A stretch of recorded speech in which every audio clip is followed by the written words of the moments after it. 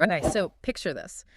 Your smartphone, your electric car, even some military tech gets way more expensive or just harder to find. Yeah, That's kind of the scenario we're looking at today as we dig into this whole thing with China banning exports of some pretty key minerals to the U.S. right.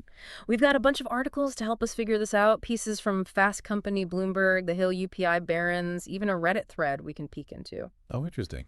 Yeah, so our goal here is to unpack this whole thing, figure out why this ban is happening, what it means for both the U.S. and China, and most importantly, how it might affect all of us. And what's really fascinating to me is how much leverage this move gives China. Oh, yeah. They control, a huge GE chunk of the global production for these minerals. Yeah. Like, we're talking 98% of the world's gallium. Wow. That's not just an advantage, it's practically a monopoly. Okay, so let's rewind a bit, set the stage for folks. The U.S. recently tightened up those restrictions on selling advanced computer chips and the tech to make them to China. Officially, it's for national security reasons, but it's no secret these two have been in a kind of tech-focused trade war for a while now. Exactly. Each side's trying to be top dog in areas like semiconductors and AI. Yeah. So this move from the U.S. was definitely upping the ante. Yeah. Like, even before this administration, remember all that talk about tariffs? Things were already kind of heated, and this just poured gasoline on the fire. And China didn't just sit back and take it, did they? I mean, their response was pretty immediate. Oh, yeah. They didn't just issue a statement or something. They hit back with a ban of their own. Oh. And they were strategic about it. They banned exports of gallium, germanium, antimony, those super hard materials, which are basically industrial diamonds, straight to the U.S. Wow. And they're squeezing those graphite exports, too, which is going to hurt because graphite is essential for EV batteries. Yeah. And that's a market both countries are heavily invested in. Okay, so this is getting complex fast. Break it down for me. Why are these specific minerals such a big deal? What makes gallium and germanium so important? So think of them as kind of the unsung heroes of tech. They're not exactly household names, but they're totally essential for those semiconductor chips that power like everything these days. Smartphones, cars, solar panels, you name it. Yeah. And they even have roles in a bunch of military tech. So without these minerals, the tech world would look drastically different. Gotcha. And what about antimony? Where does that fit into all this? Antimony is more of a multitasker. It's used in a surprisingly wide range of stuff. Batteries, flame retardants. But here's the kicker. It even has uses in nuclear weapons. Hold on, nuclear weapons. That definitely changes the tone here. It's starting to sound like this is about way more than just economic competition. You're absolutely right. This situation has some serious implications for national security and like the global balance of power. And this is where China's control of these mineral productions really comes into play. Yeah, we already touched on their dominance with gallium, but it's not just that, right? They're the top supplier for a lot Yeah. of these minerals, which gives them major leverage in this whole situation. So we're talking a potential crisis here. One of the articles, I think it was Fast Company, really drove this point home. They talked about how China controls a mind-blowing 98% of the global supply of gallium. I mean, that's basically a monopoly. It is. And with this ban, they have the power to seriously influence not just the tech industry, but global politics too.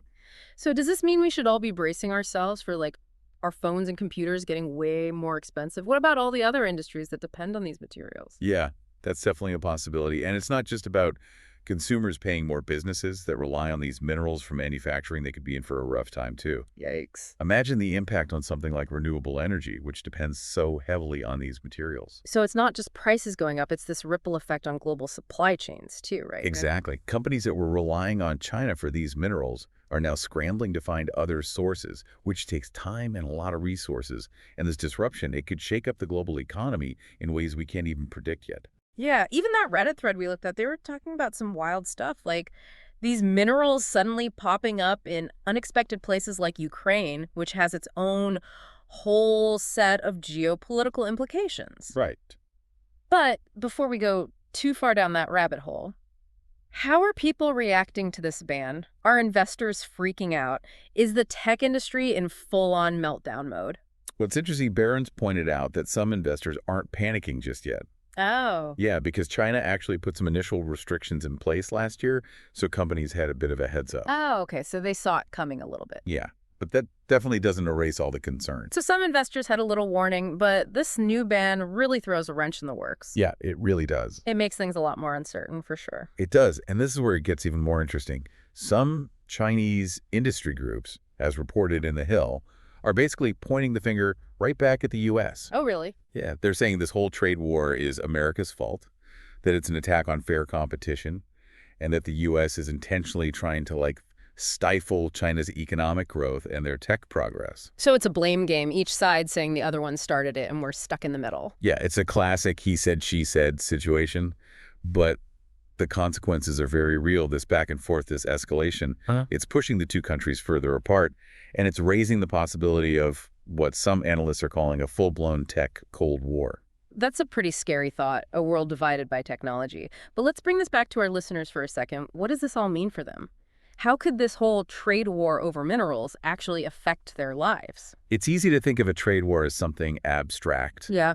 some economic battle happening far away, but this could hit you right in the wallet. Oh, yeah. Yeah, we're already seeing inflation affecting the cost of everyday stuff, and this mineral ban could make things even worse. So whether you're thinking about getting a new phone, buying a car, or just trying to keep your grocery bill under control, this trade war is something you need to be aware of. Definitely. But it's not just about prices going up, right? There's also this whole ripple effect on global supply chains. Absolutely.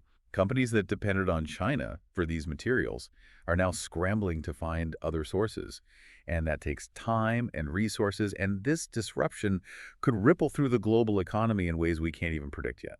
Yeah, and we were talking about resource nationalism, right? Exactly. Resource nationalism is when a country decides to hoard its own resources and limits exports to other countries. So instead of cooperating and trading, we're moving towards a world where everyone's trying to go it alone.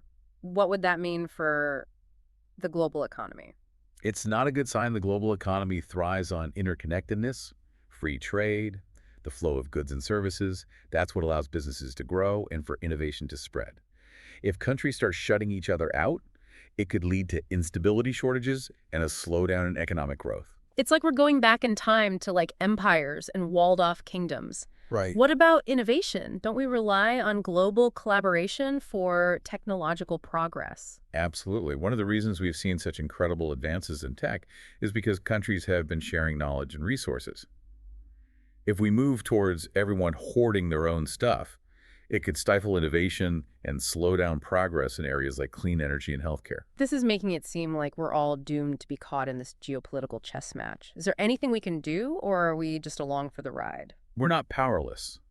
There are things countries can do to lessen their dependence on a single source for these essential materials.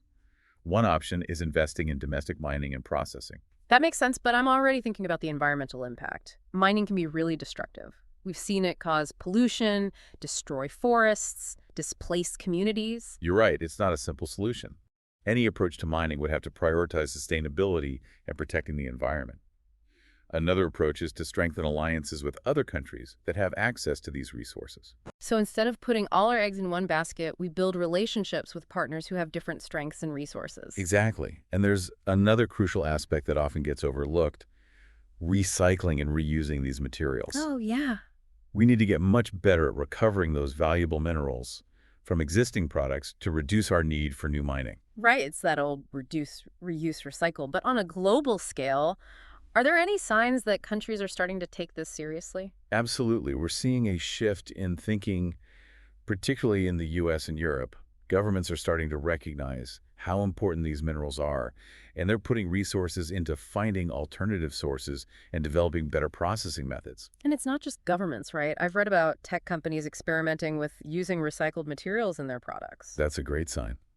It shows a growing awareness of the need for more sustainable and resilient supply chains. And if consumers start demanding products made with recycled materials, that could really push things forward. So this mineral ban, while definitely a cause for concern, could actually be a catalyst for some positive change. It's forcing us to confront some hard truths about our dependence on China and prompting us to look for more sustainable and innovative solutions. Crises often lead to breakthroughs.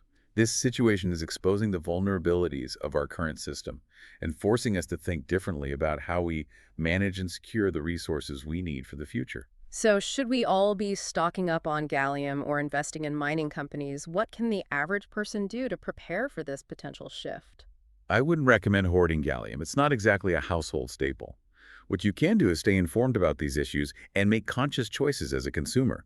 Support businesses that are committed to ethical sourcing and sustainable practices. Vote with your dollars, right? and maybe brush up on that periodic table knowledge. Knowing your periodic table is always a good idea. This whole situation highlights how interconnected the global economy really is, and how materials we may have never even heard of can have a huge impact on our lives. It also shows the importance of critical thinking. We need to look beyond the headlines and the rhetoric and really understand the situation from different angles. Exactly. There are no easy answers here. It takes careful consideration, a willingness to challenge assumptions, and a commitment to finding solutions that work for everyone. But there's one more crucial aspect we haven't discussed yet, one that directly affects every listener. Oh, you're going to leave us hanging. You'll have to wait for the last part of our deep dive to find out.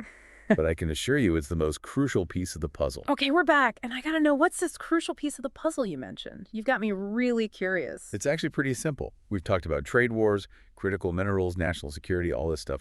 But it really boils down to this. What role do you want to play in shaping the future? Huh. I wasn't expecting that, but you're right. It's easy to get caught up in all the headlines and the global drama and feel like we're just along for the ride. Exactly. But we're not just passive observers. We actually have the power to influence how this all unfolds, both individually and as a society. Okay, but how do we actually de-dough that? I mean, it's not like I'm some CEO or a politician or anything. You don't have to be. It all starts with awareness. Understanding the issues, what's at stake, what we risk losing. That's what makes deep dives like this so important. They give you the knowledge to make informed choices in your own life. Right, knowledge is power, or at least it's a good starting point. But where do we go from there? How do we actually turn that knowledge into action? Well, there are lots of ways to make a difference. One of the most powerful is being a conscious consumer. Pay attention to where the products you buy come from, what they're made of. Support businesses that are doing things the right way, ethical sourcing, sustainable practices, that sort of thing. Like those tech companies we were talking about earlier that are starting to use recycled materials. Exactly. And don't underestimate the power of just talking about these things.